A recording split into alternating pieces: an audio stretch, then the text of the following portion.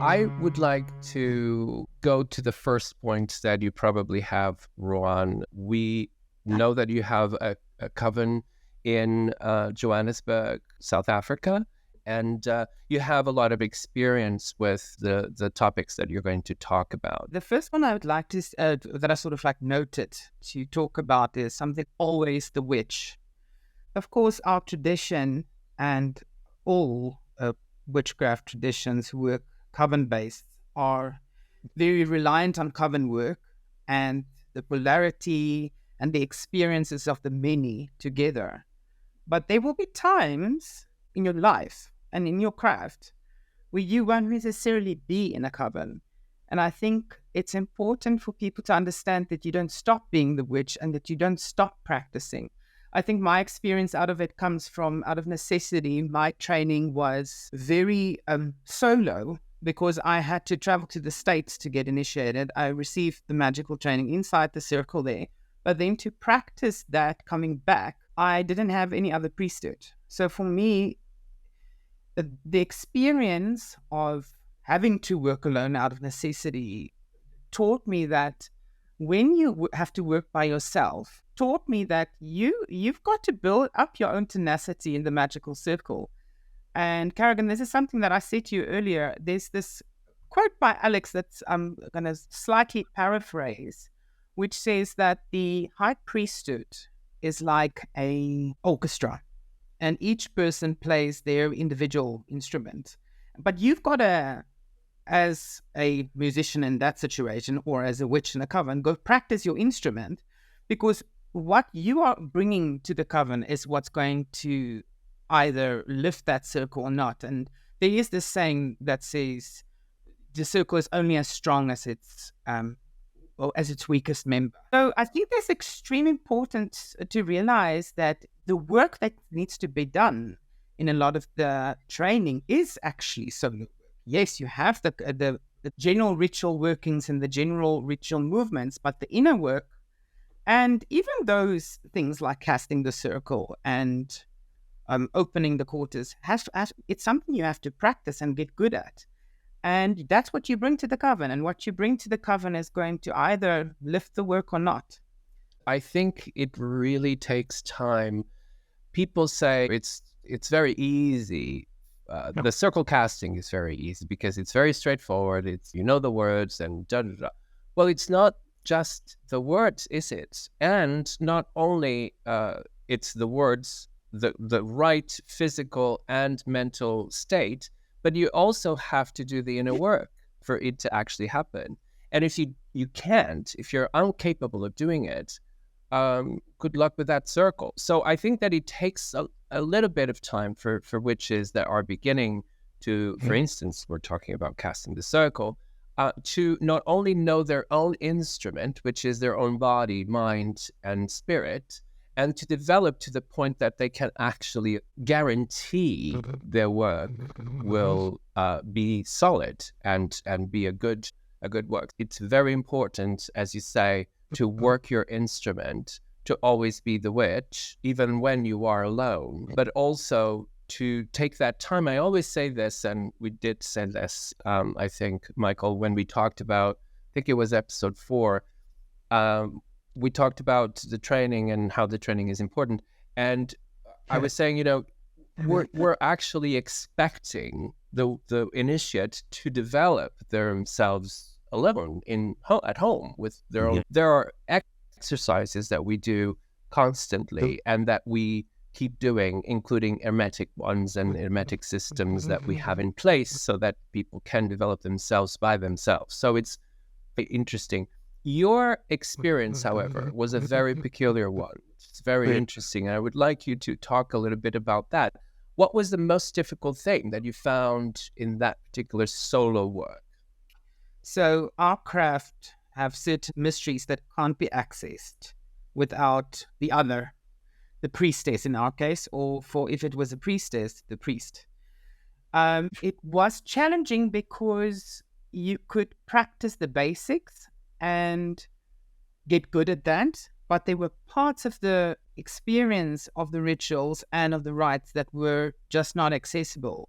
because you were by yourself. So you've only got your own energy in the circle. There's nothing to reflect off of. Of course, you have the gods and the spirits that are invoked into that circle, but it's really, really important in our workings, in our circles, to have that reflection of the other, to experience a lot of the inner mysteries of the craft. We talked about this as well, Michael, about the reflecting onto the other when we talked about polarity. Yeah, and a follow-up question for Ruan is, I totally agree with you about your prior statement. You made a really great point. Always a witch, and one can even think about, always a witch alone when you're not with your coven, even if you are a member of a coven. And the fact that we're not Sunday Christians, so we practice our craft, or should be practicing our craft, on a daily basis. My question is when you were working alone, and of course you could only do certain practices alone, and then the need for the other, did you feel that sense of imbalance, or did you feel like there was a lacking and a need for polarity? Because the circle was set up in a state of a single person working, there are inner ways to counterpose that imbalance of polarity, but it will never ever be what it would be if you were with another member of priesthood of the opposite gender. So for me, the work that I was doing was, you could work in that circle and the magic worked inside the circle, but it was never what it would have been or what it did become once the priestess was initiated and we actually formed a coven. Yeah. And started from there. So the magic was quite different. But to add to what I was saying, the lead up to that, it was almost like it was necessary for me to build the necessary stamina for the work until the priestess came. So what I'm trying to say, especially with that, it's very, very easy to become overly reliant on a coven and not develop your own personal power. That's a great point as well. Where, you're just relying on your Sabbath meetings, or you're relying on your full moon meetings, and then not developing your own magical practice, or practicing within your own tradition. And this is something that, it can go unnoticed for a period of time, but eventually it does catch up with you, because the craft is something you've got to be living, you've got to be working at. And if you are not doing that in your own personal capacity and keeping that machine oiled and running, it eventually shows up. And then by the time you actually see those results, it's a little bit late. Then I've got a lot of bulk work to catch up on again.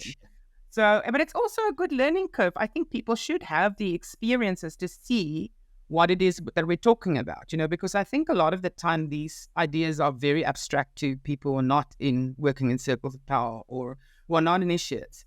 And it's very hard to understand this concept till you've seen it. Yeah. But it's so apparent when you're there and you have those experiences and you do make the mistakes and you do experience those drops in power because the back work is not being done. Mm-hmm. So I think that a lot relies on theory. And you're absolutely right. I think that most of these people that theorize, it's just theorizing about concepts that they have no clue in terms of practicality, in terms of experience of the circles. So most of the time, I just really do smile because I do have some of the experiences, and people have done before. Our elders also had a very big contribution to this, and they made the mistakes and lived to tell them to us so that we don't really go that way. But it's often ignored out of really, I would say, ego. I know better. I know, and I have a theory about this. Well, how about the experience, which might be a little bit more important? For sure. Yeah. Another great point that you brought up is, and I think this is where we also, as Alexandrians or that we're part of initiatory tradition, many people will say we're elitist in the way that we speak about witchcraft. But I think it does stem from the fact that we do have that experience within circle, as well as that experience of being solitary in our own practice. And we can definitely gauge the differences in power and the effectiveness of ritual, which I would argue always sort of leans toward circle with other trained initiates. For sure. The other thing that I think is affecting this for beginning, for seekers, is that a lot of people come into the craft or come to ask for initiation to the craft, that they've got an idea about it, that it's somewhat like a congregatory church. So they've got the idea, we come in with the idea that the high priesthood is going to run the circle. And of course, in Alexandrian witchcraft and in initiatory traditions, we know that we are our own priesthood. So this is a hard concept for people to grasp also till they see it. You can't just rock up to a coven meeting once a week and you've done no preparation. You've done no work. You're just relying on that circle because the high priesthood is leading it. I think that's one of the key joys of Alexandrian witchcraft as well, is that from the first degree, the witches are very, very involved in the entirety of the circle, which I think is a bit of a different experience. Not a bit, it's a hugely different experience to other religious movements where you just come and you're passive observant or passive practitioner. Well, properly prepared. And that is one of the main things that we look for, is always be properly prepared. So every single initiate, before coming in, they should want to be the best, or wanting to contribute. When they contribute to the circle, their contribution is a high quality contribution to the circle, so that it would lift that circle up. So I think that this comes again into responsibility, into accountability, and really discipline as well, because it's not easy sometimes to follow a 12-week or a 3 months of hermetic work every single day, or once a week or whatever, or twice a week. It really requires a lot of discipline, and not every initiate has them. I'm also gonna, I'm just gonna keep repeating. Great point. Great point in the sense of, for seekers to ask these kinds of questions to coven leaders, how involved are first degrees within the coven? And I would answer that as, you are a priest, and I will teach you absolutely everything that needs to be, done by a priest, and you'll have lots of responsibility within the coven. But there are covens out there, Alexandrians included, where ego runs, and the high priest or the high priestess are the main part of the show and the main part of the act. So I think it's a good way for seekers to sort of understand, no, in Alexandrian, you really are a major component in that circle, and you do carry a lot of responsibility, and you should ask those kinds of questions of coven leaders. I think for our initiates listening, I hope that people know this. Every single witch casts that circle. You might have one person there acting it out, but everyone is 100% or should be 100% involved in that process. Yeah. So I think the other thing as well that I wanted to speak about is equipped for initiation, and it sort of hooks a little bit into this. I know that, there's no rule book out there that says this is what you have to do this is the exact processes for each coven. I think this is where autonomy comes in. But I think between Michael, Karagan, and me, there is quite a unified idea because we come from the same training. For me, it's really important that initial contact is made by the seeker, but then also a very clear request for initiation is incredibly important. Because if that request doesn't come in clearly, and it sounds obvious, but that's the first activation of the will. And the will in the craft is one of those 4 components that is absolutely essential for work. But then, of course, we also have those procedures like the questions around mental health. Of course, we know that we're all aware of neurodiversity, and we all are inclusive in our daily lives. What we've got to remember is that we're talking here about magical circles. We're talking about the craft, something that is not part of what society is. It's not part of the general conversation of society at the moment. Neither is it following those rules. So we've got to remember when we speak about these things, it's not that a person is being non-inclusive regarding neurodiversity, but what we are working with here is real circles of power. And if you are working inside a circle of power and you're working the magic, it's impossible not to see the effects that it have on people. Like we spoke a little bit earlier about the initiatory crisis that we all have when we get initiated. If there is severe mental problems with a person, with an initiate, this is going to hit them where it hurts.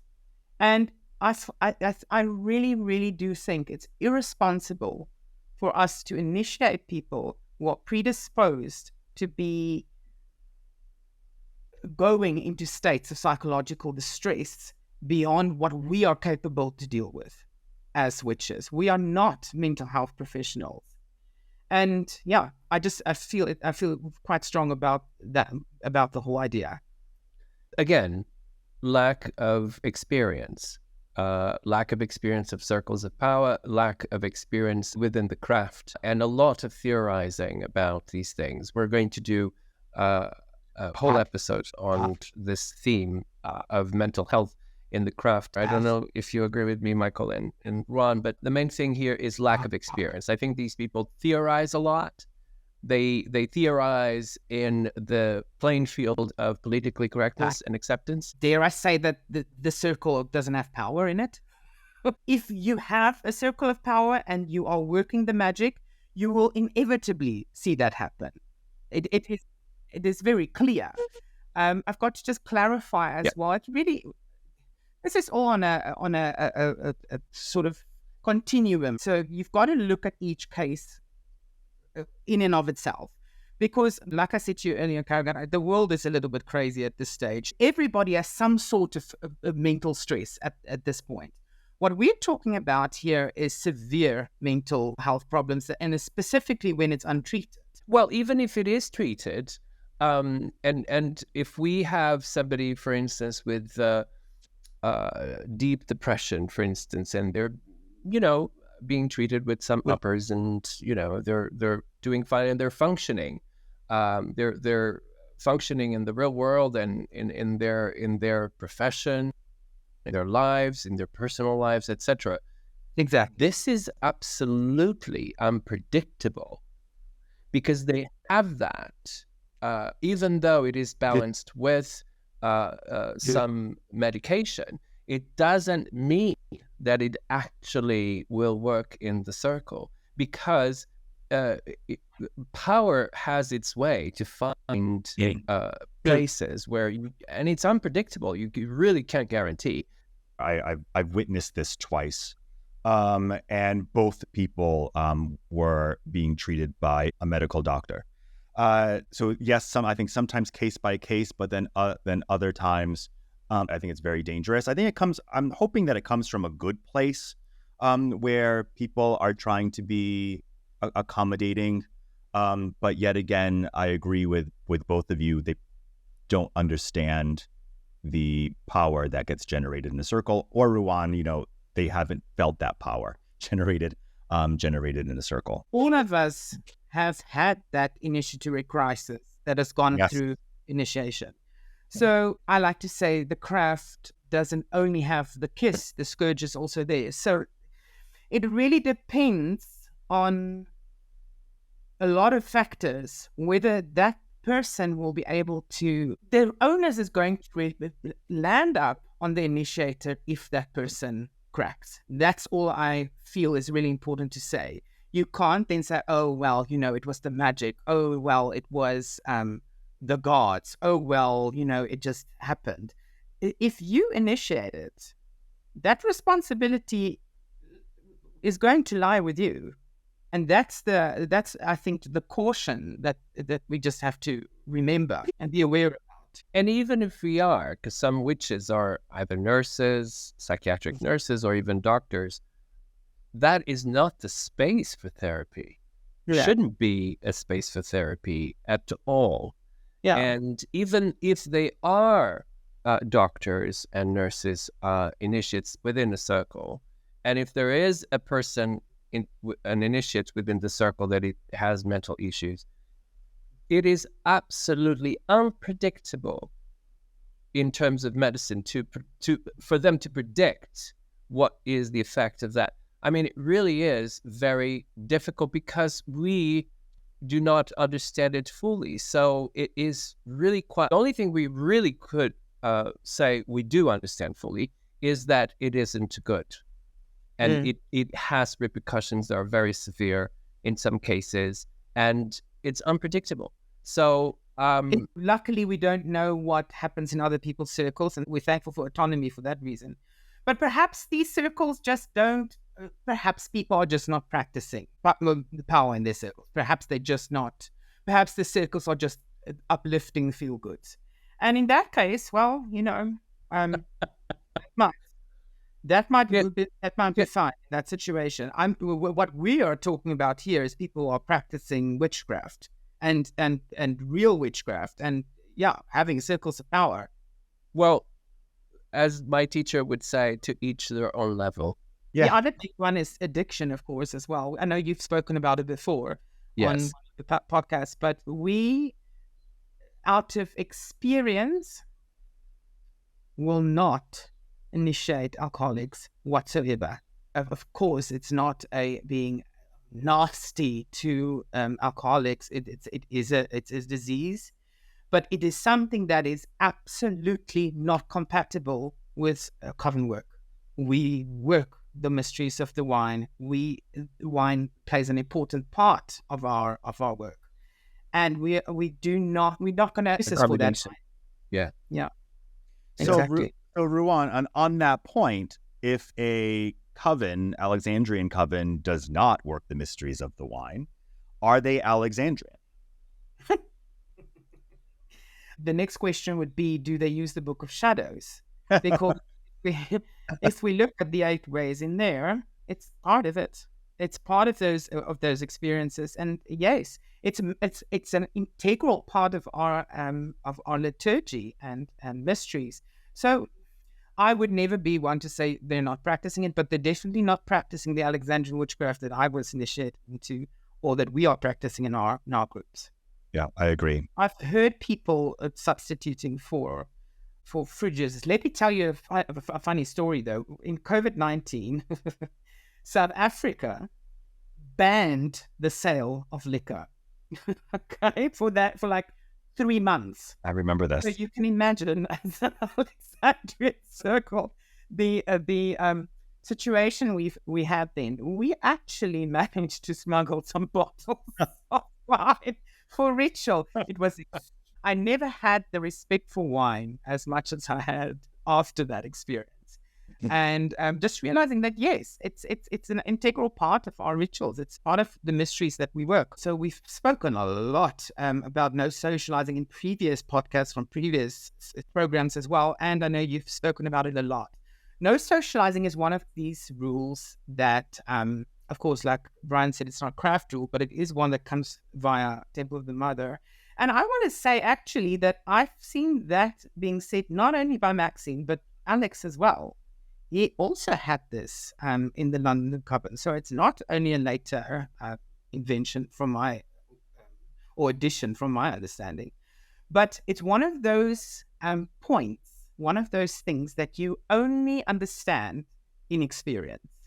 I was part of I'd say initiatory witchcraft coven, but it wasn't God named Alexandrian for a long time before I was initiated into Alexandrian witchcraft.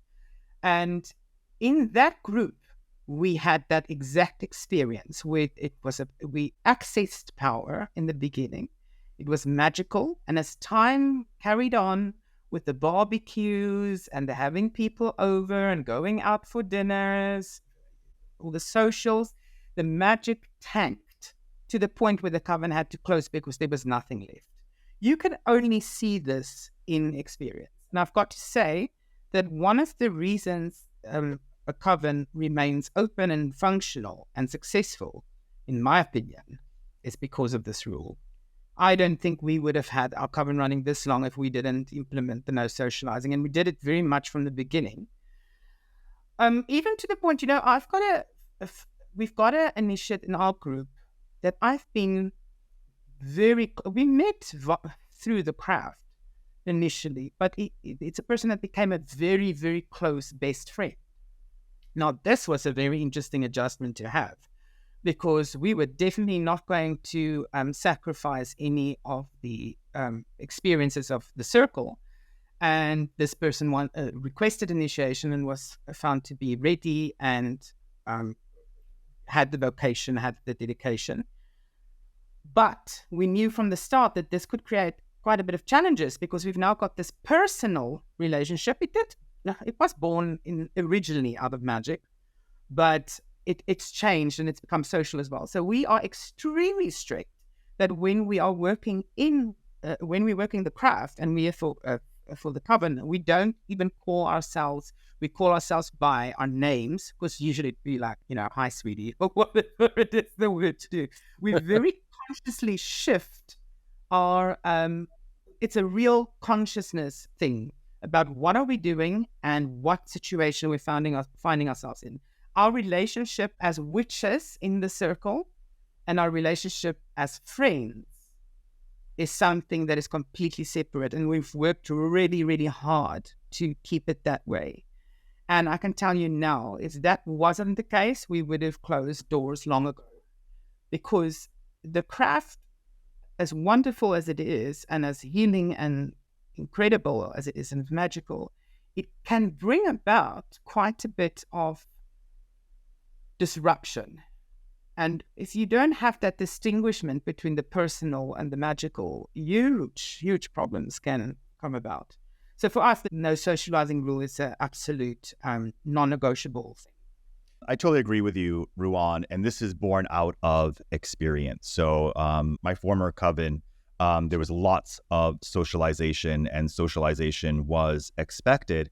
And humans being humans, yes, the barbecue. However, the growing of gossip, animosity, and then personal tensions started to arise within the coven, and that was it. That was the death knell. At least for me, that was the death knell of the group.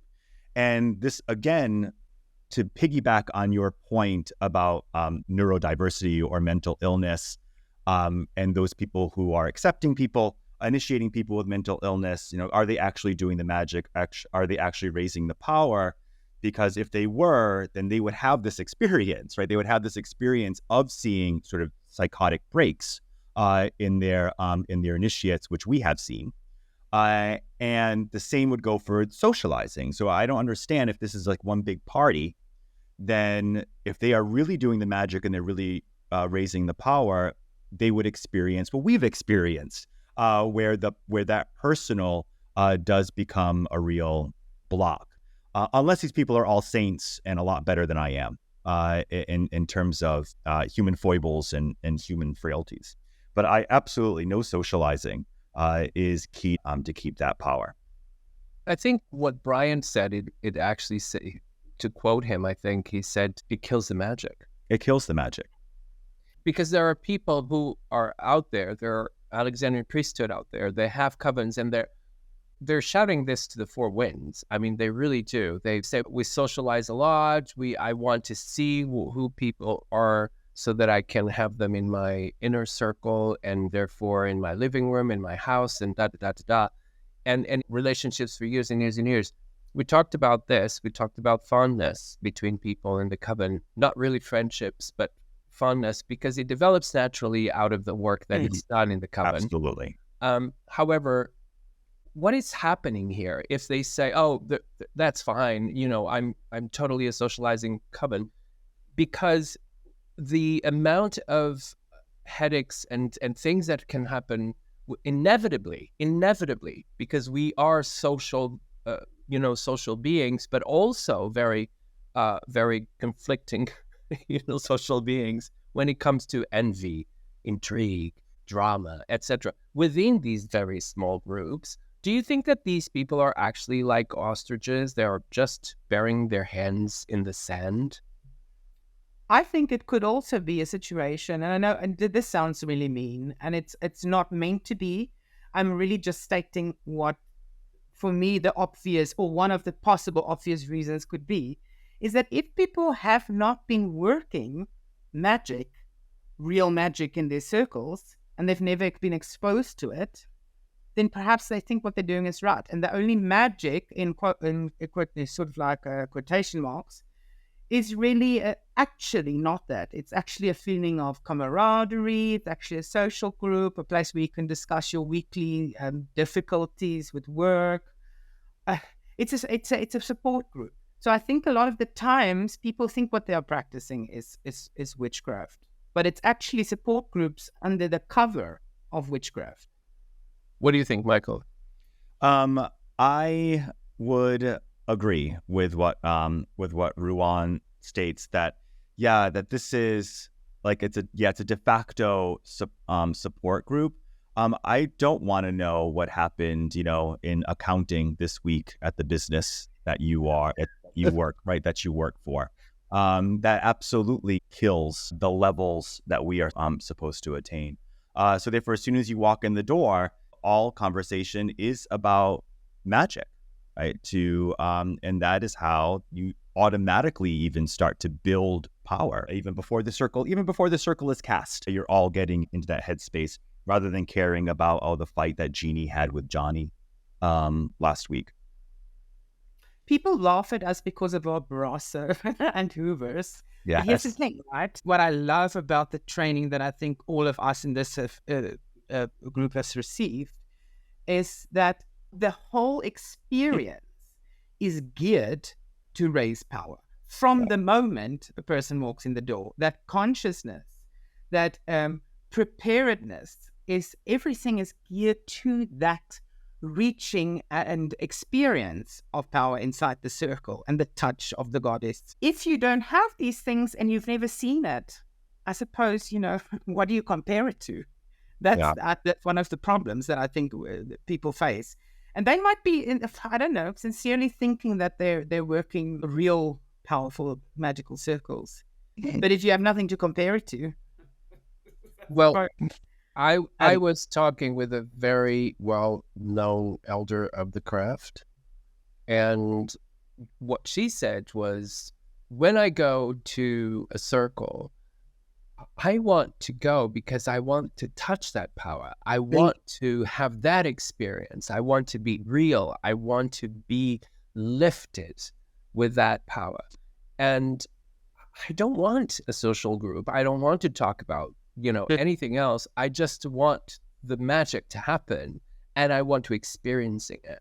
So that's what I'm there for. And this summarizes exactly what you both said. I'm afraid, but we need to say this, that sometimes when this happens, when there is all of this overwhelming socializing and all of these groups that really, wonderful, it works for them. But then again, to each their own level. And really, if that's the case, then I don't think that we're experiencing the same power. This is another reason why it's so important to ask a seeker, what do they want out of the craft? Because we've actually had people that requested initiation, and when posed that question, they did say they want a support. They want to feel like they belong to a family, which is, of course, as we know, one of the death knells in the craft. They want to feel like they belong to a support group, and basically they're looking for a peer group. And you immediately know that is not a candidate for initiation, because we need to remember that the witchcraft that we are practicing, it's a magic-heavy tradition. There are many forms of witchcraft out there, but if there's one thing I can definitely say about the Alexandrian tradition, there are many things I can say, but if I can say one thing, it takes magic seriously, and we are not just witches and priesthood, but we're also occultists, and it's a distinguishing factor. And I think sometimes if this is something that a seeker is looking for, you've got to be very, very sure that the coven you're approaching can give you this, because not all covens can. It doesn't necessarily mean that I'm not even necessarily dissing covens. What I'm saying is that if there are different types of covens out there, and you've got to make sure that if you are interested in magic and experiencing the religion and the touch of the goddess and the development of magical ability, that you are going to the right group that can actually give you that. And I think this is where it, for me, becomes touchy, because people pretend to be something that they're not. That's where it can go dangerous for me. But it's also, the onus is also on the seeker. We can't take that power away from the seeker, where they are just lost lambs. They've also got to take the responsibility. I want to say that the first tasks of initiation really is that very beginnings of requesting, because it's actually a process of having to sift, actually a process of having to challenge yourself and challenge people that you might be a bit scared to challenge and ask the necessary questions about.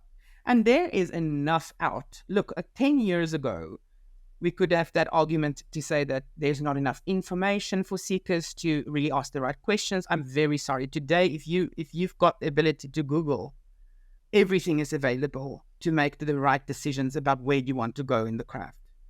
And I think it's important. It's an important thing for seekers to understand as well.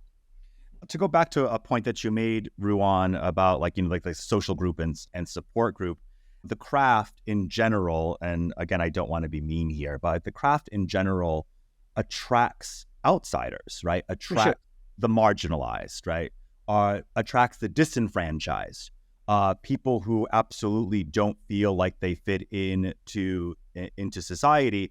And I've certainly had seekers, write things like, I felt like I've never fit in. I feel alone, even within a group of people. And they come to the craft seeking power over their lives, but they're also seeking a group that they feel like they're going to fit into and sort of try to find their home. And I guess that works for some groups, but for the Alexandrian tradition that we practice, absolutely not. This is like a recipe for disaster for that individual. It's high priesthood. So, of course, we've got this age-old debate about this degrees.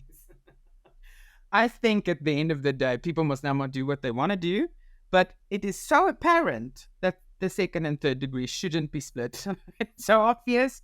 You could also go see it in that very early Gardnerian initiations. If you go look at Pat Croce's, it is all very, very close together, for instance.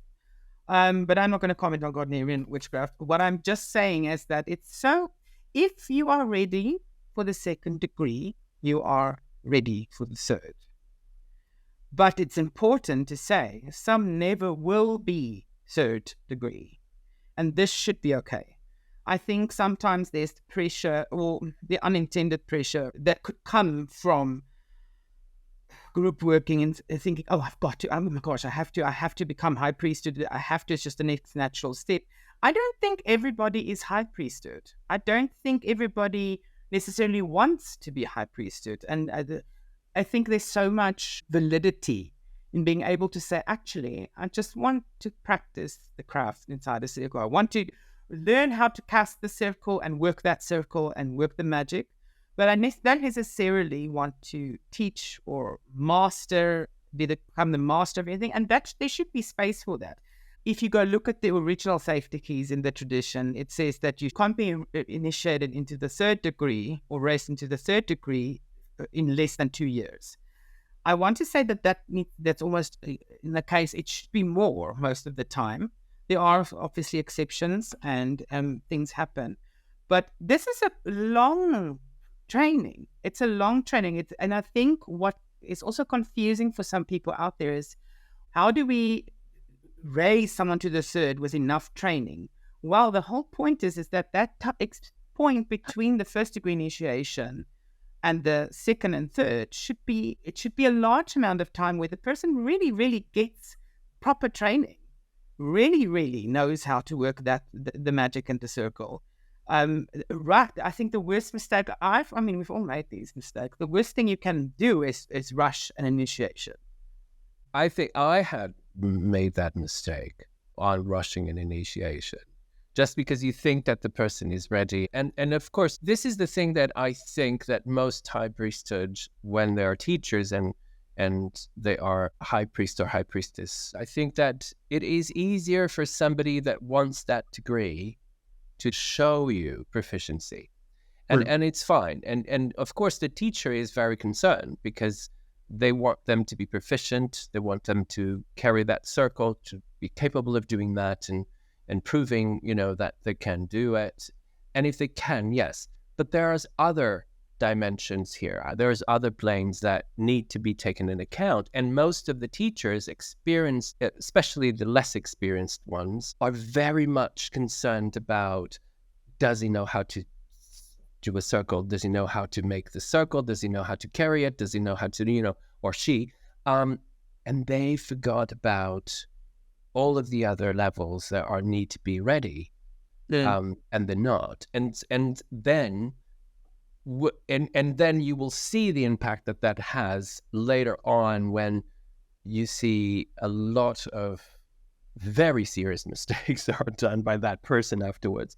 I think it takes time for a teacher as well to understand that. So I think there's necessary mistakes. We don't shy away from mistakes in the craft, I think, from my experience in it.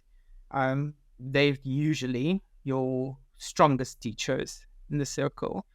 For both teacher and student. But I agree, yes, there's so many aspects involved there, because there's also a level of needing to be able to carry what comes with high priesthood, but also the necessary humbleness. So that's a hard one. It's tricky. Yeah. There is the work of the high priesthood, and I'm probably just repeating myself, but first degree initiates are full-fledged witches, and they are taught pretty much everything, right, in the craft, and there are certain things that they cannot do. However, there are covens out there, and this is from my own personal experience, where an initiate can ask a question of high priesthood, and the answer is, well, we'll tell you when you are second and third, or we'll tell you when you finally get the higher degrees, which then that sets for the initiate, the first degree, well, now I have to become second and third to sort of learn all these new things, all these new mysteries. And so there's a little bit of form of control that can happen in these groups. In the way that I think we've all been trained, in the way that we practice, I don't think there's any question that a first degree initiate would ask me that I couldn't answer them. And I remember Maxine actually saying something like, if they're ready to ask the question, you need to be ready to answer. And I think that there's truth, because if that question came out of them through cogitation, through meditation, through practice, through experience, it's important. And it's a good indicator of where the person's understanding is sitting. Yeah. There's a lot of talk about meditation. Meditation, witches do meditation, and they do use meditation, The kind of meditation we use, if we can talk about meditation rather than pathworking, it really isn't that meditation, is it? I think it's a misunderstanding of what it is for some people, because the word meditation has been so appropriated as well. What for us in any way, in our group, it's the practitioner needs to be able to control his mental field, the mind, still it, so that you can. And I've heard some witches call it parking the car. It's kind of, you've got to step off your train of thought and be able to clear it. And then also what we use is very active focus with symbols, obviously. Like you would find that in what they call pathworking and things like that. But the ability to actually reflect, I think, is an important skill for the witch, because if you can't reflect on something like the meaning of a Sabbath, and to be able to let that information rise from that practice of keeping your mental focus on that, there's a lot that could go missing from that experience, and misunderstanding sometimes as well. What do you think, Michael? I don't think I have anything really to add, because I agree with both of you, and I think there's this connotation that meditation is passive and relaxing. and relax, right? Not And that is not what we do. And I agree absolutely 100% with you, Ruan. And you said active, right? So our meditations are active. Yeah, it's a like I recall an interview with Maxine a couple of years ago where I think people want to do these sort of like relaxing meditation, Not and here. it actually is quite the opposite. It's quite difficult. It's quite hard to keep that concentration. It actually creates quite a bit of tension. So you might need to go meditate, but not as a witch afterwards. You need to go meditate after your meditation. Yeah. Yes. The Book of Shadows and the craft laws. It's so sad to hear people have cut this out. And I understand why people have done it, but I think, it's once again that thing of, are you listening to theorizing about things, or are you actually practicing the stuff? For us, the craft laws forms a big part of our training of initiates. It's quite a peculiar text, because it tends to open up into other avenues of discussion and really bring about an understanding of things that you don't even know you asked yet. So all I want to say about it is that we as a group we've had real good, fruitful engagement with those rules in the book. And it's sad to hear that people are missing out on it. And not using the book, for goodness sakes, it's there. Let the Book of Shadows open itself, and reveal its mysteries, because it is a strange book. It has become a mystical book, and I think it's so underutilized, so missed the point. Because here is another avenue of discussion. The academic about the craft is always another point of contention for practicing witches, because there's a huge divide between what's happening in practice and what academic discourse is doing with our work. The fact that some of the texts have even been exposed to academic discourse is a disgrace in and of itself. Yeah, absolutely. But that's just my feeling about it. Look, I'm an academic in my personal life. Absolutely, I'm in education, but some things just don't mix. Some things are just not of the same stratus of consciousness. And I think we need to stop trying to amalgamate political correctness, academia, things we do in our waking, normal public lives with our magical lives. Because yes, there's an intertwining of it on a deep life level, but it debases what you are doing in your practices to make it simple and really ordinary. I have to say that the use of the Book of Shadows, it's becoming, I now became aware, rare, because people don't really follow it or even open it or read it or use it. One of the things I remember a long, long time ago was a high priest telling me that they would put the Book of Shadows under the altar. And I said, so you don't use the Book of Shadows in the circle? No, we just put it under the altar. And I'm like, why would you miss that opportunity to use the Book of Shadows? Even if you do know what it is in it, it is to be used. It's not to be just, and I've seen this over and over again. I will copy the Book of Shadows and then I will put it in a drawer and I will never open it again, which is really kind of strange. What do you think? It's a living, working book. It's a very strange book. You've spoken about innovation in covens a little bit before.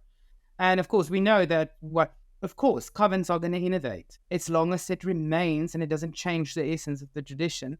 And something that we have actually used, and I don't feel strange about sharing it, is that we've actually actively started using the book in the beginning of rituals and opening it on a specific page, and it just opens itself. And it's very strange to find that sometimes the page it opens up has got exact connotation to where the group is at the moment, or exactly what they need at that particular time. So what I'm trying to say around it is that it's a living magical book. It would be a shame to put it in a drawer and not work with it. I think it contains the teachings. There are things in there that if you really read, it opens up little corridors in the mind and understanding of certain practices that you can't. It's not something you can get anywhere else. It's unfortunate to hear that people are not having those experiences. This is one of those instances, the more you actually work with the book, the more it reveals itself. Yeah. And the more profound, actually, the book becomes, where it is absolutely indispensable.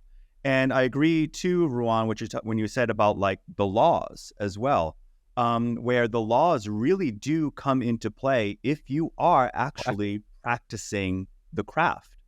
Where you start to say, I understand now why those laws were written, or what they say, or what they mean, because I'm actually experiencing why they were written down. For the initiates that are listening, I'm not going to talk about what's in there, of course, but you've got to ask yourself something, and we know the rhetoric surrounding these laws. You got to go ask yourself, go reread those laws, go reread them. And tell me if you really think that the rhetoric that is surrounding at the moment could really be true. Yeah. That's all I want to say. As we've spoke about it at length in our groups, and we're perplexed about the common understanding of the origins of those. Yeah, right. And yes, we don't need an email telling us. We know what the rhetoric is. Please don't now come and tell us where you think it comes or where it comes from. We all know what that story is. Yep. But, one of the things that comes to mind is that there's a lot of people initiates that say, the laws. Don't follow. Well, they're called the craft laws. And if you don't follow them, then what craft are you practicing?